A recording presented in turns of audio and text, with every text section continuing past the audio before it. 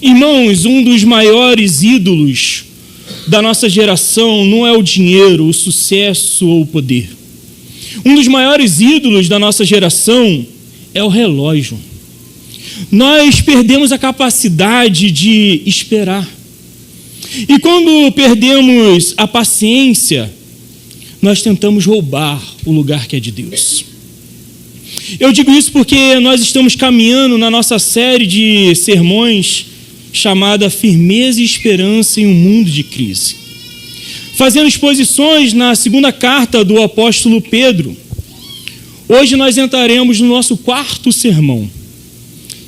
E por que nós decidimos nos aprofundar na carta de 2 Pedro? Porque essa carta foi escrita para uma igreja que vivia exatamente o que nós vivemos hoje. Nós olhamos ao redor e vemos um mundo repleto de instabilidades. Há uma crise de verdade, há uma crise moral, uma crise institucional, há uma crise de esperança no mundo. E o apóstolo Pedro escreveu a cristãos que precisavam permanecer firmes, enfrentando dois perigos distintos do seu tempo. O perigo interno dos falsos mestres, que distorciam a graça, e o perigo externo da cultura pagã, que ridicularizava a promessa de Deus. Nas últimas semanas, através do nosso irmão Alisson, Alex e João Marcos, nós vimos que a resposta da igreja a esse mundo em crise não é se esconder com medo, não é se adaptar à cultura, mas é crescer na graça e repousar na rocha, que é a palavra de Deus. Hoje nós vamos olhar o capítulo 3 da segunda carta de Pedro. E ela vai tratar uma crise muito específica e muito atual. A nossa impaciência e a nossa crise em relação ao futuro. Irmãos, antes de começar, eu queria que os irmãos, por algum minuto... Carol, que os irmãos, por algum minuto, pensassem como é que é a nossa rotina hoje, na sociedade onde que vivemos. Como é que é o nosso coração? O nosso coração foi completamente treinado, moldado, discipulado para querer tudo para ontem. É tudo já. Nós somos imediatistas.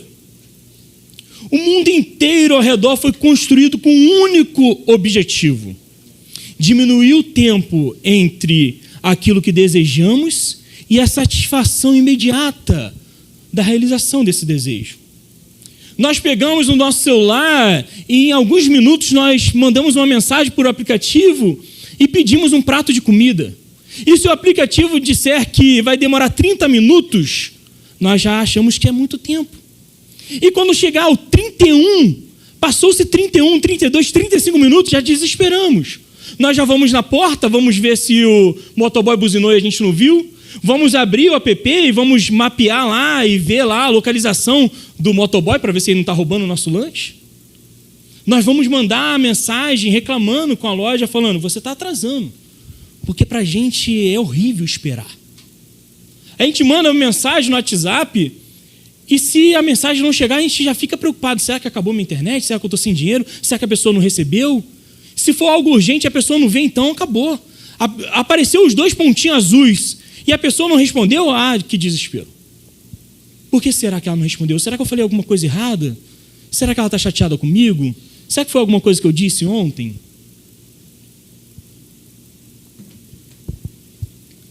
Nós estamos o tempo todo aflitos com a velocidade do mundo. Ao mesmo tempo, não sei se vocês já viram, se alguém aqui provavelmente já viu algum post na rede social dizendo assim: a morte da beleza. Antigamente, aí bota fotos de antes e depois, né? Antigamente as casas eram muito bem estruturadas, muito detalhadas. Os móveis tinham acabamentos sofisticados, detalhes precisos que levavam horas para fazer. Hoje em dia é tudo quadrado. Hoje em dia é tudo sem vida, é tudo cinza, preto, branco. O mundo perdeu a beleza. A gente passa pelas igrejas, antigamente eram catedrais imensas, maravilhosas, com os desenhos nas paredes, com aquelas vidraças lindas, com várias cores, que eu fico pensando como é que eles desenhavam, faziam aqueles desenhos tão precisos naqueles vidros pequenos. E a gente fica o tempo todo olhando e afirmando. E quando a gente vê alguma coisa disso, a gente fala, verdade, é verdade. Hoje nós fazemos igrejas quadradas. Hoje nós fazemos galpões e tá bom, entramos. Mas, irmãos, vocês sabem quanto tempo levava para fazer uma catedral desse tipo? Mais de 50 anos, no mínimo. Tem igrejas que foram feitas em 100, 200. Teve igrejas que foram feitas em 600 anos. A Catedral de Notre Dame, que é muito famosa na França, ela levou quase 300 anos para ser feita. Será que nós teríamos a paciência de esperar esses detalhes todos ser feitos? Para admirar essa beleza? Será que a nossa paciência de hoje iria aguentar isso? Nós simplesmente perdemos a capacidade de esperar. A paciência tornou um artigo de luxo que ninguém quer ter. Nós vivemos o imediato. E o grande perigo de não saber esperar é que quando o tempo não cabe, não obedece o que nós queremos, nós nos desesperamos. E no desespero, nós assumimos a rédea da nossa vida, o controle da situação e pecamos. No Antigo Testamento, a gente vai ver a história de uma pessoa que foi assim. Talvez a maioria aqui conheça a história dele, o rei Saul. Em 1 Samuel 13, vai contar a história de Saul e o exército de Israel acampado em Gigal.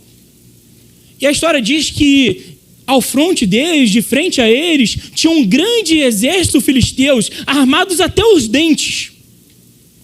E o profeta da época, Samuel, manda uma orientação a Saul. Diz assim, espera que daqui a 7 dias eu vou chegar. Quando eu chegar, nós vamos oferecer sacrifício. E após o sacrifício, nós vamos à batalha. Mas imagina a cena. Passa o primeiro dia, Samuel não chega. Passa o segundo, o terceiro, o quarto, e nada de Samuel. E os soldados começam a ficar com medo, começam a ficar apavorados. O texto de Deus, a palavra vai dizer que eles fugiram. O exército estava fugindo e se escondendo em cavernas. E aí Saul vendo o exército diminuindo, Samuel não chega, bate o 7º dia de manhã, Samuel não chegou, o que eu vou fazer? Eu estou perdendo a batalha, meu exército está indo embora. O que adianta Samuel chegar aqui se eu não vou ter mais exército para lutar? E a Bíblia diz que Saul olhou para o relógio, olhou para o exército diminuindo, olhou para o silêncio de Deus e ele não aguentou a pressão. No limite da sua impaciência, Saul tomou o controle da situação, quebrou a ordem de Deus e ofereceu o holocausto, ele mesmo. E logo depois que ele termina o holocausto, adivinha quem chega? Samuel. Samuel chega. Sabe o que destruiu o reinado de Saul, irmãos? Não foram os filisteus, não foi a perseguição, não foi Davi. O que destruiu o reinado de Saul foi o relógio. Ele achou que Deus parecia demorar.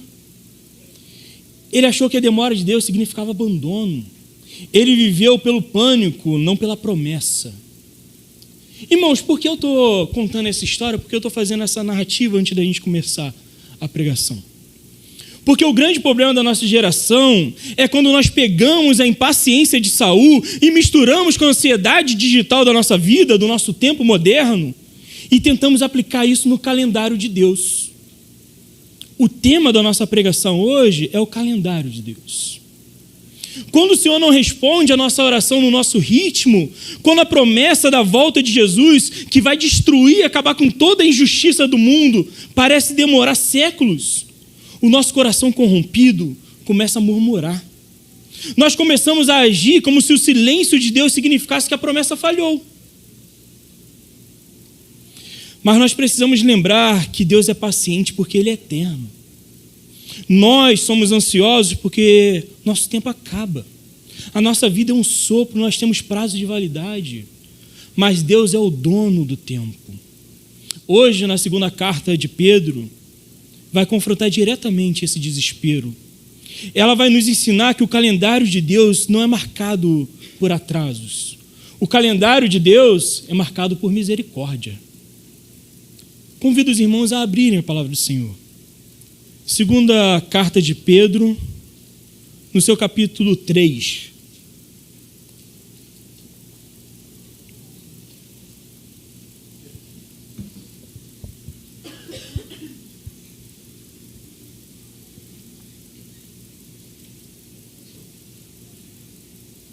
Segunda carta de Pedro, capítulo 3. Nós vamos ler o verso 1 ao verso 10.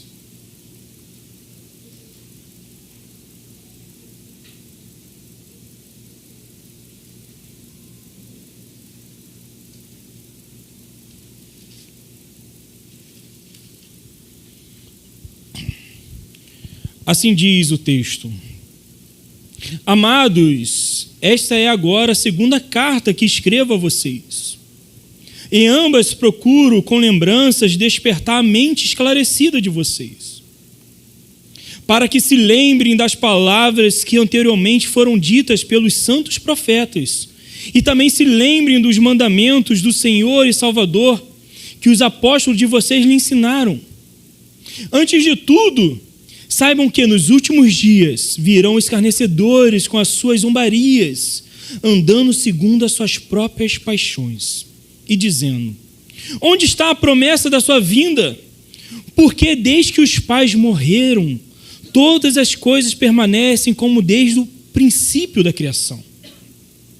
Acontece que, de propósito, esquecem que os céus existem desde muito tempo, e que a terra surgiu da água, e que através da água pela palavra de Deus. Com base nessa palavra também o mundo daquele tempo foi destruído e afogado em águas. Pela mesma palavra, os céus e a terra que agora existem têm sido guardados para o fogo, estando reservados para o dia do juízo e da destruição dos ímpios. Mas uma coisa, amados, que não devem esquecer: que para o Senhor um dia é como 1000 anos, e 1000 anos é como um dia. O Senhor não retarda a sua promessa, ainda que alguns julguem por demorada. Pelo contrário, Ele é paciente com vocês, não querendo que ninguém pereça, mas que todos cheguem ao arrependimento. Porém, o dia do Senhor virá como um ladrão. Naquele dia, os céus passarão com grande estrondo, e os elementos se desfarão pelo fogo. Também a terra e as obras nela existentes desaparecerão.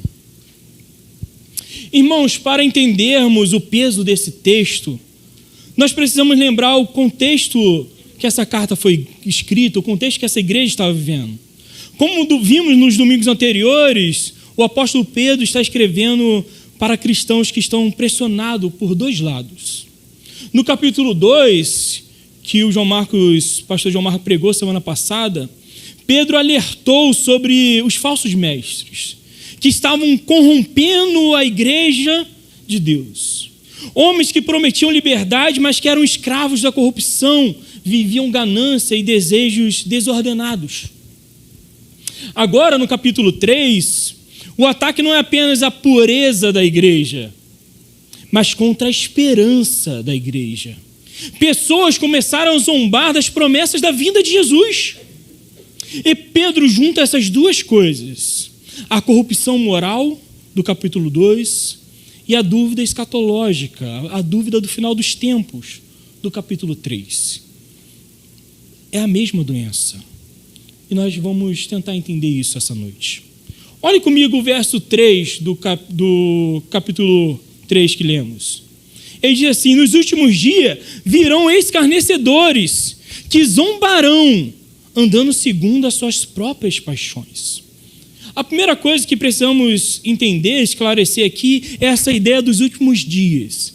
Muitas das vezes, quando lemos os últimos dias, nós pensamos naqueles filmes de Apocalipse, que os últimos dias são é o último dia mesmo, antes da destruição do mundo. Aqueles 5 minutos antes do mundo pegar fogo e ser destruído, a gente pensa que é isso que é os últimos dias. Mas no Novo Testamento, últimos dias representa todo o trajeto, desde a ressurreição de Cristo até a volta dele, desde a primeira vinda até agora. Nós estamos há quase 2000 anos vivendo os últimos dias. Nós estamos hoje nos últimos dias. E nesses dias os zombadores aparecem. O que eles dizem no verso 4? Onde está a promessa da sua vinda? Olha para o mundo, nada mudou. Irmão, preste atenção na narrativa da dúvida dessas pessoas. A dúvida que vai intervir, a dúvida se Jesus vai voltar ou não. A dúvida deles não é uma dúvida intelectual, porque eles estudaram muito e descobriram que Deus não existe, que Deus não vai voltar. Não é isso. Pedro expõe o coração deles. E ele diz assim, porque eles zombam, porque andam segundo suas próprias paixões. A negação da vida de Cristo é uma estratégia moral. Pensa comigo, a lógica do pecado. Se Cristo não vai voltar, então não existe juízo final. Se não existe juízo final, no fim da história eu não vou prestar conta a ninguém, eu posso ser o meu próprio Deus. Eu posso viver a minha vida do jeito que eu achar melhor. Eu posso me entregar aos meus desejos, aquilo que eu quero fazer, porque eu não vou prestar conta a ninguém. E é isso que o mundo e a sociedade vive hoje. Nós estamos numa sociedade que acha que tudo é livre. Por quê? Porque se Deus não existe, é a melhor forma que eu tenho de dizer que eu sou livre. Nós estamos em ano eleitoral e esse ano é um ano que a gente vai ter muitos debates de cunhos, às vezes religioso. Para a gente sempre é religioso, sempre é teológico.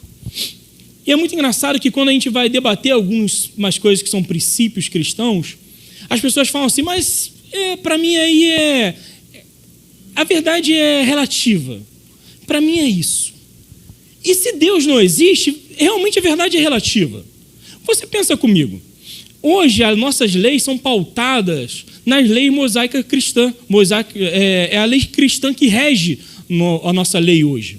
É a base da sociedade que o mundo está tentando corromper. Quando você entra numa discussão se, por exemplo, aborto é pecado, não é? Se pode ou não pode, quem ganha essa briga? Porque pensa comigo, se eu penso uma coisa e você pensa outra, mas nós dois somos homens, humanos, falíveis, mortais, quem tem maior peso? Se eu discutir com a minha filha, eu tenho maior peso porque eu sou mais velho. Mas se tiver alguém da mesma idade que eu, na mesma profissão, na mesma vida, casado, da mesma forma, quem ganha a discussão? O mundo não sabe. Tanto que hoje, por exemplo, no Brasil, é proibido a eutanásia. Na Europa pode. Tem países que é proibido o aborto, tem outros países que podem. Quem está certo no final das contas? Se não existe um Deus acima de nós, não tem limite. Nós somos livres para fazer o que quiser. E é isso aí que o mundo começa a pensar, começa a usar. O artifício deles de dizer que Deus não existia é porque eles queriam se entregar às suas próprias paixões. Pedro desmascara a vida deles, desmascara essa realidade. Um dos maiores teólogos da história, ele escreve algo que resume perfeitamente a mente dessa geração.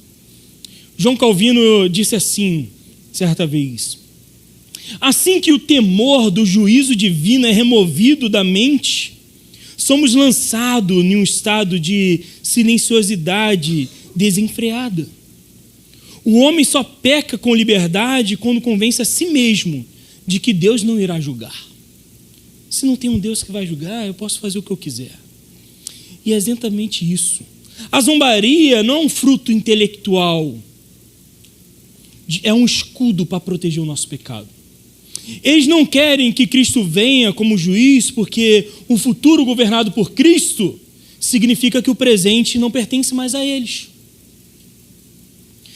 E quando nós tiramos o juízo final do nosso horizonte, o que nos sobra? Sobra aquelas frases vazias que nós falamos cotidianamente. Dessa vida, a gente não leva nada. Viva como se não houvesse amanhã. As pessoas falam isso como se fosse o melhor conselho do mundo. Viva a sua vida como se não houvesse amanhã. Para nós, vai haver um amanhã. Para nós, o amanhã é certo. Para nós prestaremos conta da nossa vida sim. E do que fazemos com as coisas que Deus nos deu aqui. Nós somos mordomos dessa vida.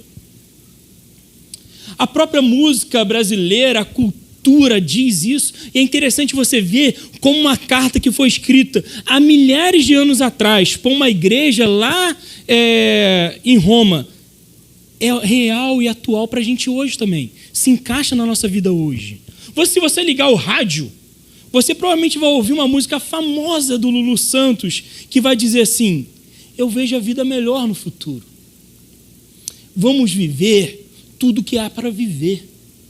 Vamos nos permitir. Se não há Deus, se não há juízo final, vamos nos permitir. É um hino oficial dos escarnecedores de 2 Pedro. Se Cristo não volta, se não há um tribunal divino, então vamos viver tudo que a nossa carne pede. Vamos nos permitir. E isso não é novo. Foi assim também no Antigo Testamento. Vocês lembram lá em Êxodo 32? O que acontece? O povo de Israel está no deserto. Moisés vai até o Monte Sinai falar com Deus, pegar a direção de Deus.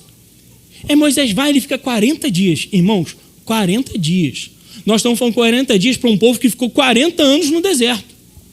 E aí o texto vai dizer assim: e o povo achou que Moisés demorava 40 dias. O povo achou que Moisés demorava. E o que eles fizeram? Se ajoelharam? Foram orar? Foram jejuar? Não. Eles derreteram o ouro e fizeram um bezerro.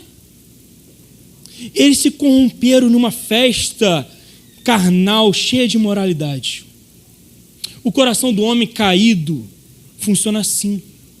A aparente demora de Deus, a ausência de resposta imediata, sempre será usada por nós como desculpa para pecar. Nós olhamos o texto e olhamos os zombadores do texto com espanto. Mas eu pergunto a você, igreja do Calvário hoje, quantas vezes nós vivemos assim? Quantas vezes nós vivemos a nossa semana, o nosso trabalho, lidamos com o nosso dinheiro, com a nossa família, com a nossa sexualidade, como se o mundo fosse tudo que existe e como se nós nunca fôssemos prestar conta a ninguém.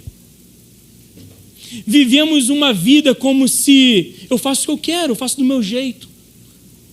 A gente vem para cá, fala de Deus, cantamos e declaramos Maranata e saímos daqui e vivemos como se isso não fosse verdade. Muitas das nossas chamadas dúvidas intelectuais são apenas uma cortina de fumaça, uma desculpa sofisticada para proteger os nossos piores desejos. É a forma que nós temos de nos justificar.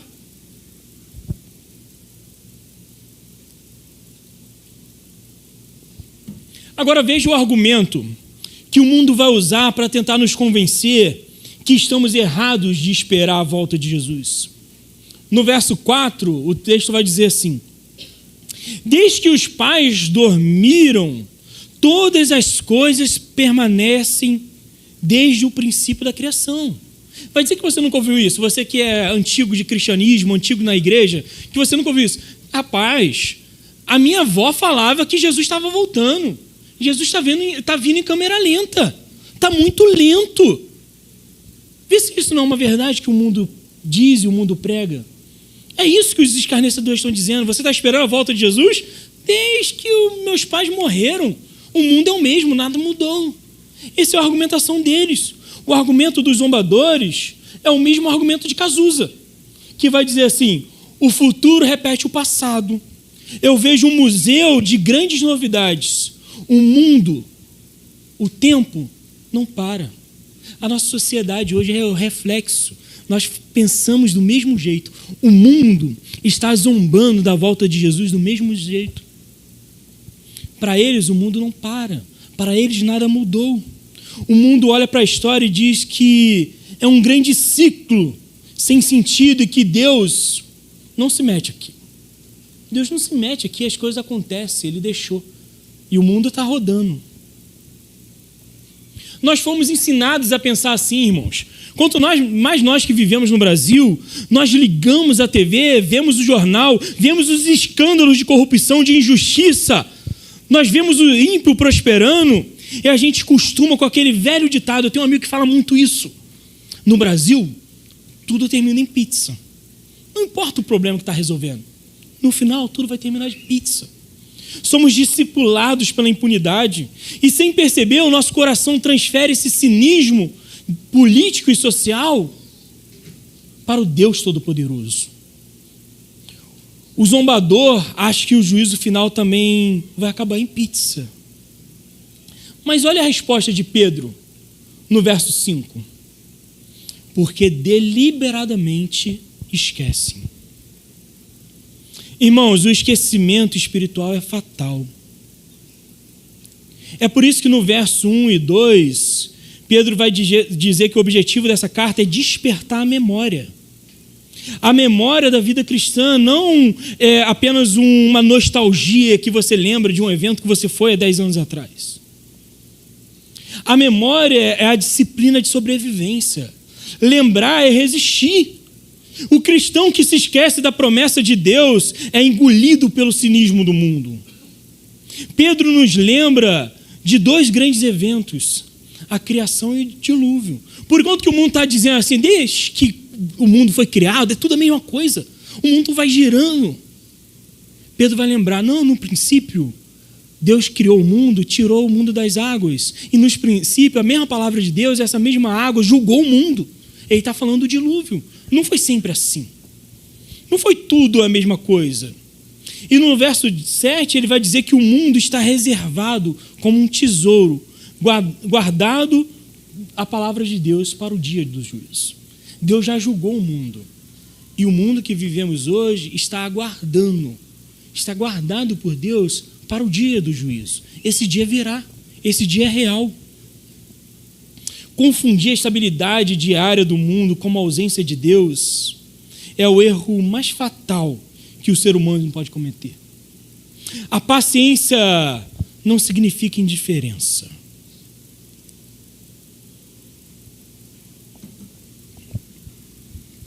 E aqui, irmãos, que o verso 8 e 9, que o texto vira a chave na nossa mente. Pedro precisa consolar a igreja que está angustiada com o tempo.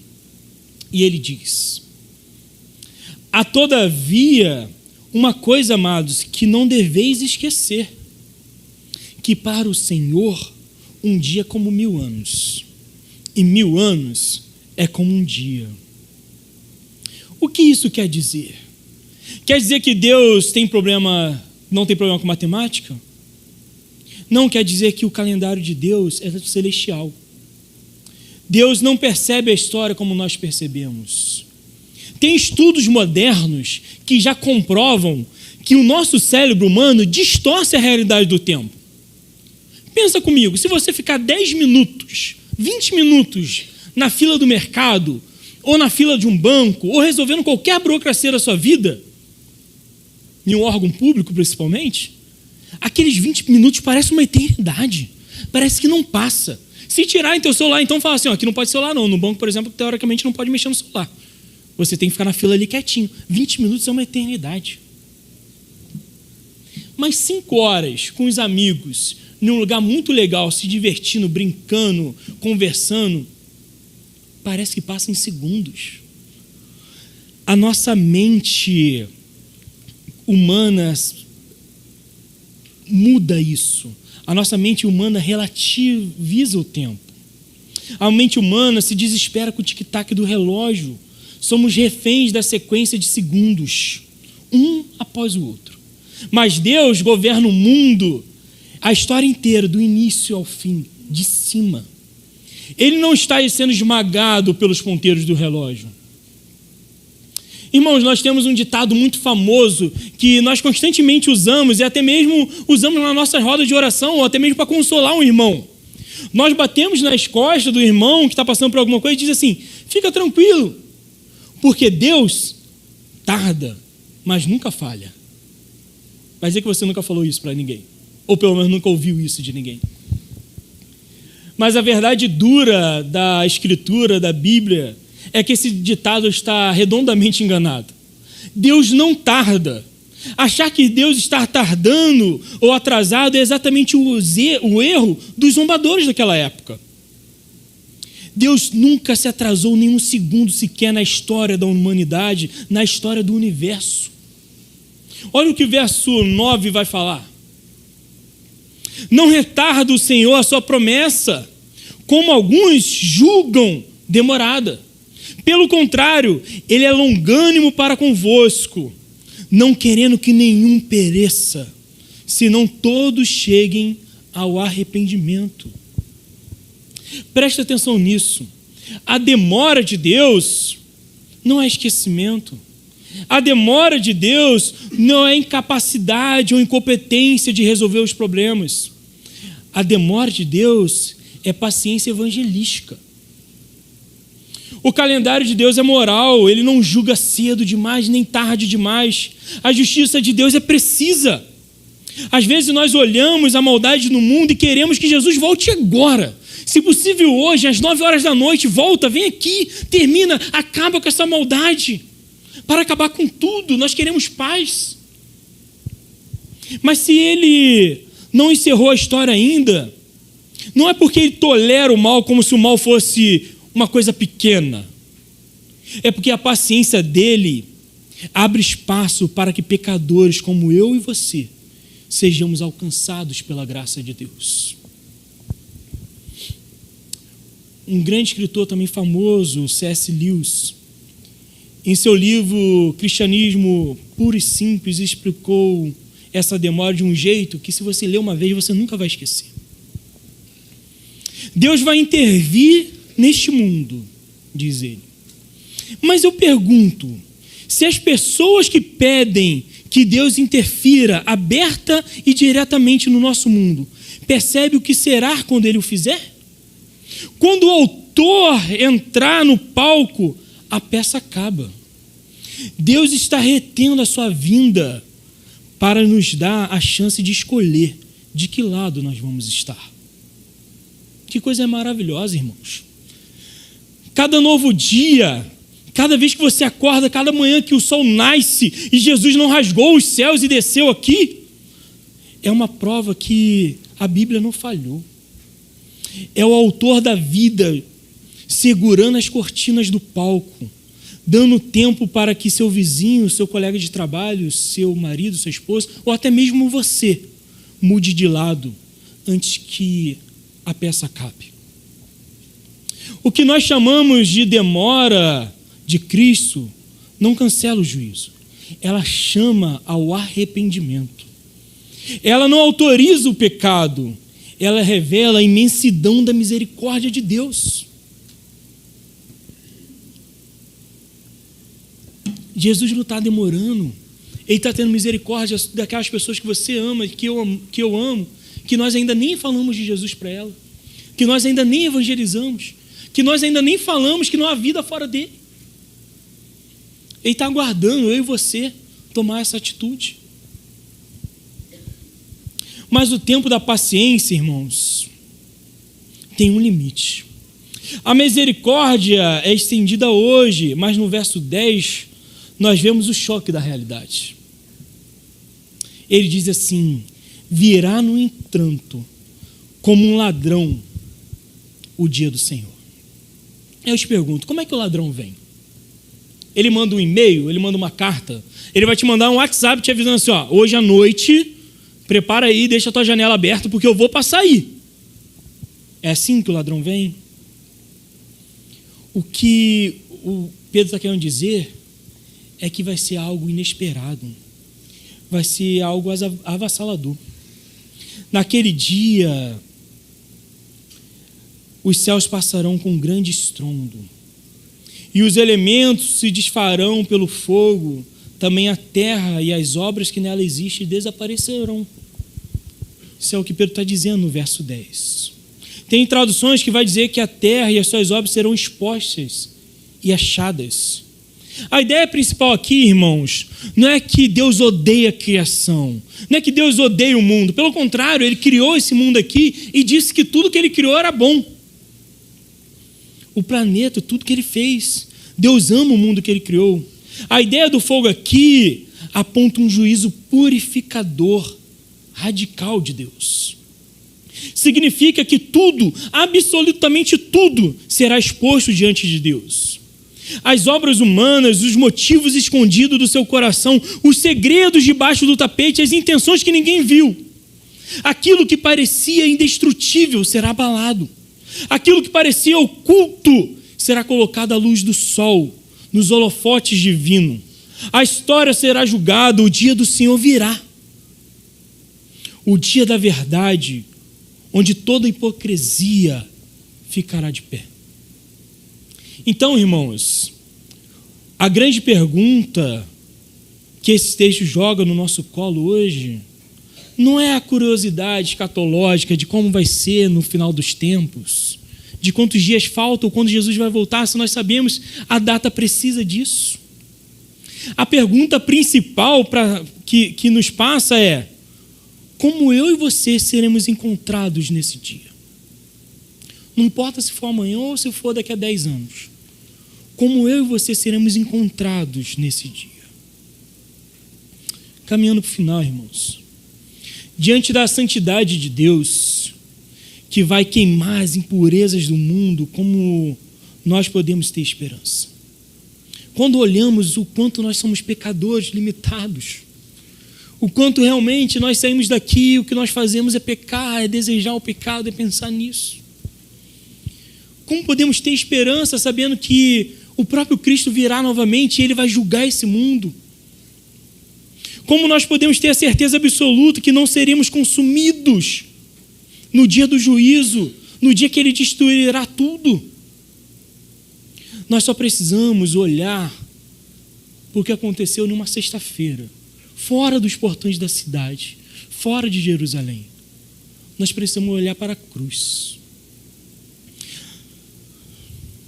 Nós somos pessoas impacientes, desesperadas por controlar o relógio. Mas o Filho de Deus, Cristo Jesus, se submeteu perfeitamente ao calendário do Pai. Toda vez que eu leio o livro de João, é interessante que você vai vendo várias vezes Jesus falando aqui: ainda não é chegada a minha hora. E se eu tivesse todo aquele poder, eu ia ficar assim: rapaz, não pode ser hoje, porque o ministério tem que durar 3 anos, não pode durar 3 meses. Na nossa impaciência, nós queríamos que durasse 3 dias, 3 horas. Mas Jesus, com uma calma, falava: ainda não é chegada a minha hora. Ele submeteu perfeitamente ao calendário de Deus. A Bíblia diz que ele veio na plenitude do tempo. E sabe o que aconteceu lá na cruz? O juízo final rasgou o tecido da história e foi antecipado. O texto de Pedro nos diz que o dia do Senhor virá como um fogo e destruirá para julgar o pecado do mundo. Mas no Calvário, Jesus Cristo agiu como nosso para-raio divino. Ele atraiu o fogo escatológico para si. Sabe essa promessa aqui que Pedro está dizendo? Que no final virá e que vai julgar o mundo? Isso já aconteceu para mim e para você. Isso já aconteceu. O nosso pecado já foi julgado e já foi pago. O fogo que ele diz que vai vir, que vai consumir, desceu sobre o Filho de Deus. Na cruz do Calvário, a ira de Deus foi manifesta em Cristo Jesus. Para que eu e você tivéssemos uma tranquilidade que no dia do juízo eu vou ser visto como inocente, porque o sangue de Cristo Jesus está sobre mim. Porque Ele já pagou o preço que eu não poderia pagar. Na cruz, Jesus não foi apenas pregado na madeira. Ele se colocou no fogo do juízo de Deus. O fogo do juízo final já caiu. E ele caiu sobre Jesus. Se você estiver escondido nele, o dia do Senhor não será um dia de terror para você. Não será um dia de terror para mim. Será o dia que finalmente nós iremos para casa. É isso que nós ansiamos. Nós não temos medo do dia do Senhor. Nós não temos medo desse grande e terrível dia, porque nós já fomos lavados e remidos pelo sangue do Cordeiro. Nós já fomos julgados. E Ele levou sobre si a nossa condenação. O castigo que nos traz a paz caiu sobre Ele. E sobre as suas pisaduras nós fomos sarados. Você entende isso, irmão? Jesus foi exposto, foi rasgado, foi esmagado pela ira de Deus no nosso lugar. Ele sofreu a condenação para que quando o dia do Senhor finalmente chegar, ele não seja o dia da nossa destruição, mas o dia da nossa salvação definitiva. É o nosso já e ainda não. O tempo de paz que nós temos hoje só existe porque Cristo comprou essa paciência sangrando no madeiro por nós.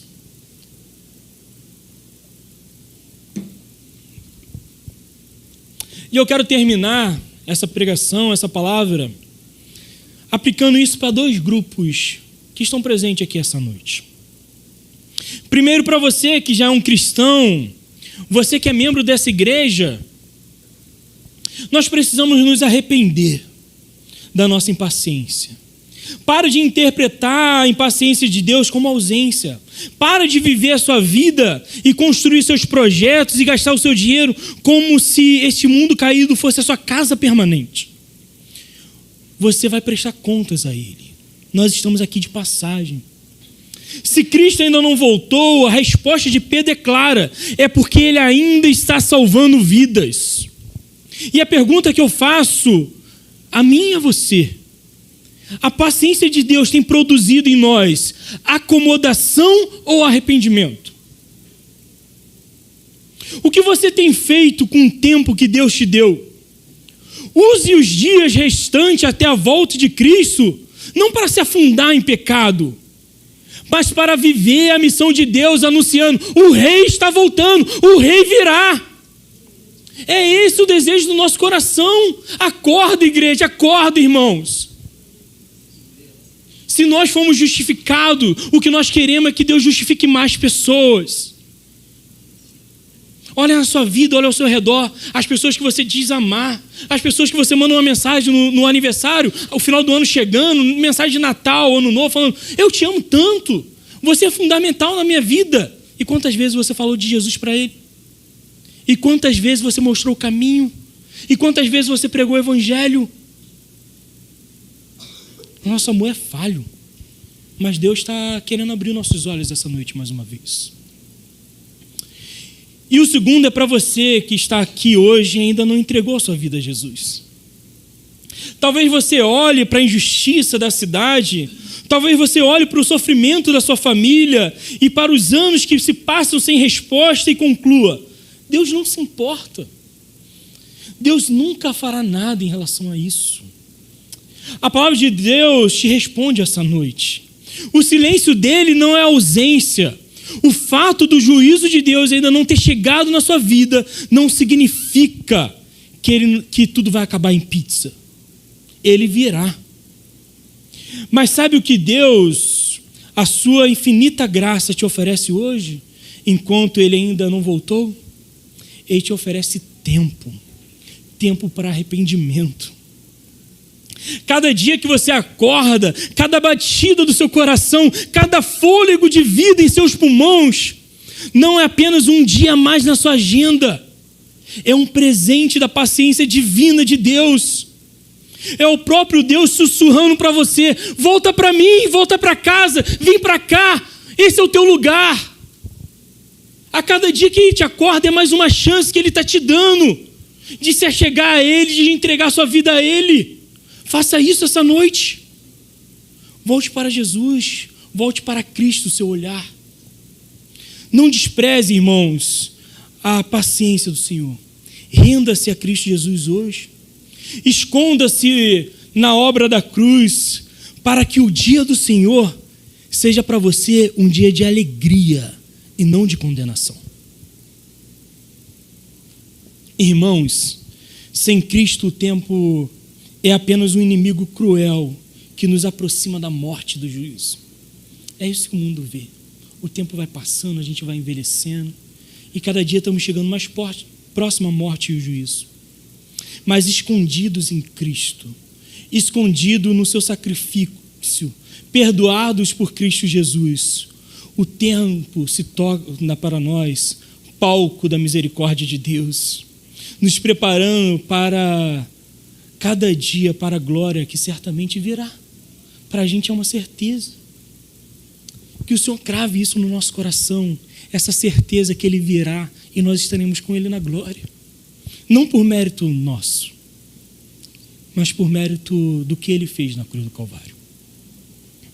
Que o Senhor nos abençoe. Nós teremos um minuto de silêncio, onde os irmãos podem orar. Peça a Deus para que isso seja uma realidade. Peça a Deus que isso não seja uma mera pregação, mas que isso invada o seu coração e de alguma forma isso mude nosso coração. Nós pregamos aqui, domingo após domingo, não é por uma rotina, nós acreditamos fielmente que Deus pode mudar a história da sua vida, da minha vida e dessa igreja. Curva sua cabeça. Que o Senhor nos abençoe.